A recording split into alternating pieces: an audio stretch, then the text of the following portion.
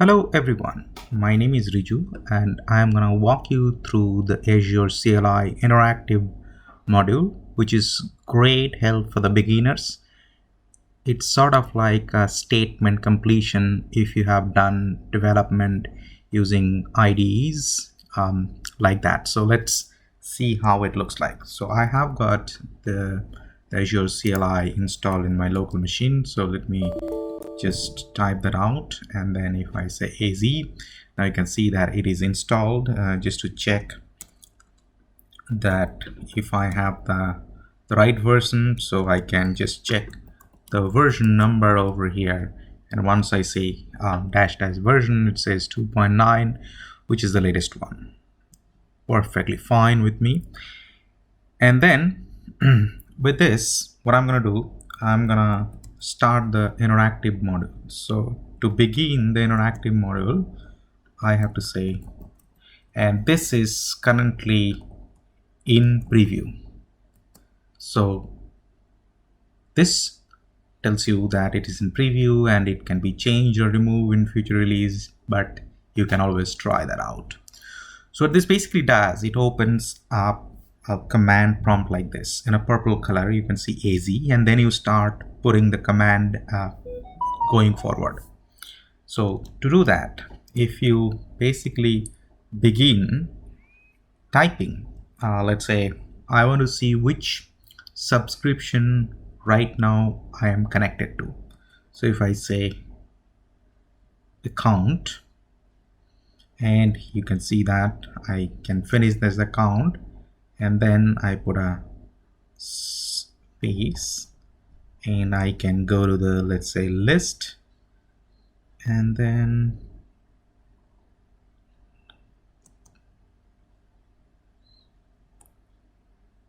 I say all the accounts I have access to. So now I get to see that these are the accounts I have got access to, and you can see that right now the Azure cloud is sort of like default, and I want to switch to another subscription, which is the second one. If I want to, let's say, switch to a subscription, right now I have access to only one account, but if I have to switch to a subscription, I don't know exactly how that command may look like, but I know that it may stay within the account. So I start typing the account, and its statement completion comes, and then I say that, yeah, I want to, set the account.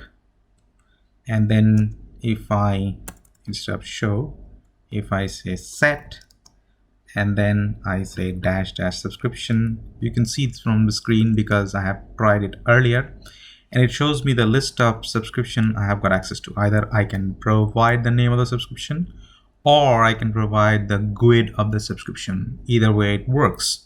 So if I pick up the GUID, which is the most convenient way of doing it, you can see that now my default subscription is set to the subscription I want to work with. If you have access to multiple subscriptions. Now I want to see what all resource groups I have.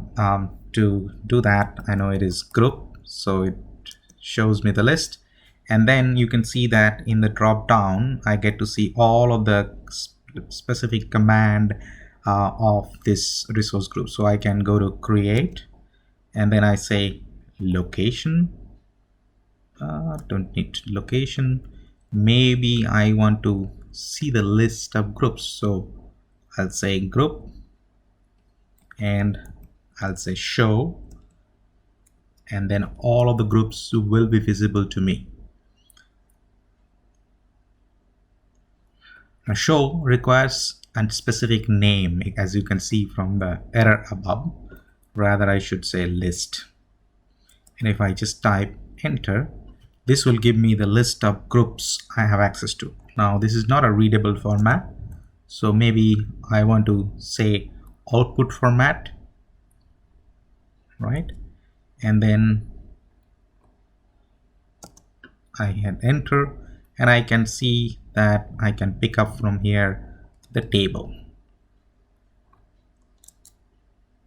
And this gives me the list of resource groups I have created over here, and all of them I can see in a much better fashion.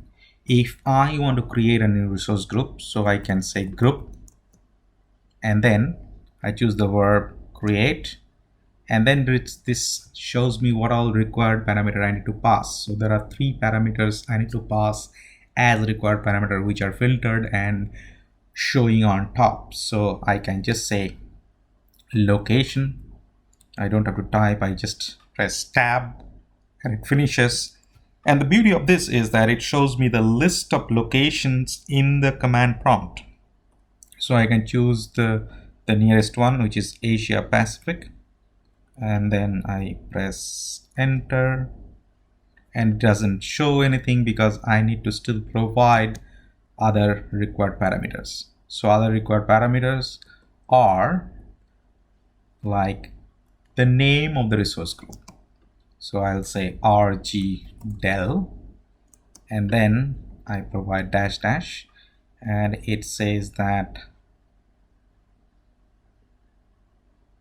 why these two should be sufficient. So let me just try that out.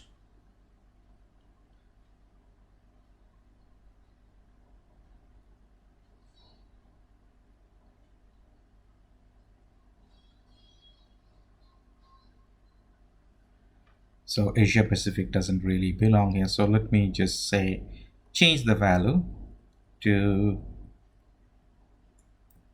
something else. So I don't know what all available. So what I'm going to do, I'm going to rely on the list here.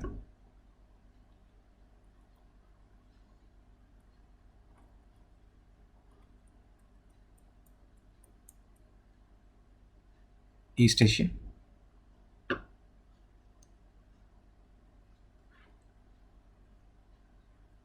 Okay. And then I put a name as the resource group name, and this will now create a resource group. So all you need to do is that you need to just type and then wait for the next help to come up, and then it will show you the help, and this really helps you when you are learning this command. Now my resource group is created. Let me create something inside the resource group. Let me choose a virtual machine. So if I have to create a VM, so I'll use VM, and then I say create, and I choose that, and I select, and it shows me 2 important parameter or required parameter. One is name, that is the first one, and then I say next, and then whatever name I need to provide, let's say VM Dell, and then I need to provide another thing, which is the resource group name. Either I can type G, and it shows me the list of resource groups my subscription created. So you don't have to exactly remember the resource group, so you can pick up the resource group, and then once you pick that up, let's say I pick up that resource group, and then you need to provide few more additional parameters, but let me just put enter because it says that, oh, you are finished, but I need to provide, let's say, image, and then a couple of other things like admin password. So let me use that, and I use dash dash, and I say image, and if I just type the image, and this will show me the list of images I can pick up from.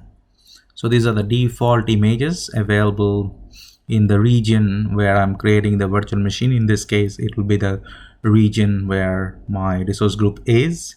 However, if you want to change that region to another region, you can always provide dash dash location or dash L to change the region to something else. So you can have resource group, let's say in Singapore, and create a virtual machine in East US, quite possible. So I'll pick up the Win 2019 data center, and then I hit enter, and this will now ask me the admin password. The admin password has to be 12 character long, at least 1 capital letter, 1 small letter, 1 number, and 1 special character. That's the rule. So let me follow the rule and create a super complex password, and I created that, and it'll ask for the confirmation. And like Linux shell, you don't be able to see how many characters I have typed, so it'll just be blank.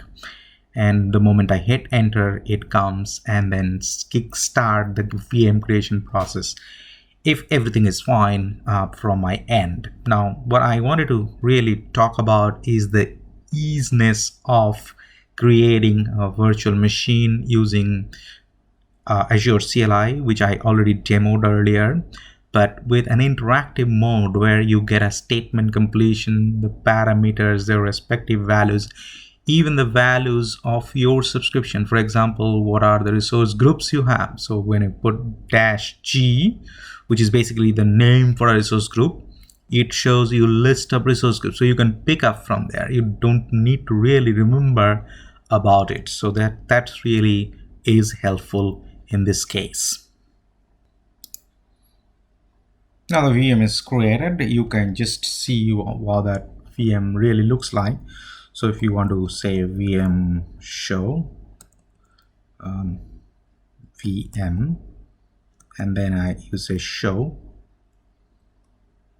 and then if you just type name,